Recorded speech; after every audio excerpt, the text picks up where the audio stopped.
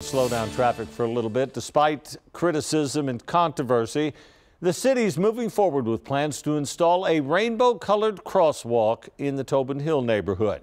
Charlie Cooper joins us now live with more on today's city council vote. Not everybody's happy about this. That's right, Barry. Not everyone is happy, but today City Council is expected to approve a donation agreement with Pride San Antonio to pay for and maintain that crosswalk. So basically the white lines on North Main Avenue and East Evergreen Street will be replaced with bright colors, and it'll look similar to the one already in place in Houston, if anyone has seen that.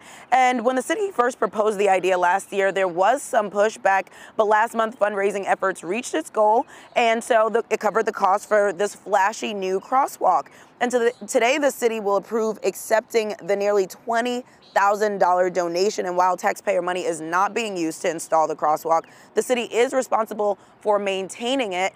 And so Pride San Antonio does hope that it is in place by the end of the month, and that's when the annual Pride Parade will take place. Back to you. All right, Charlie, thank you.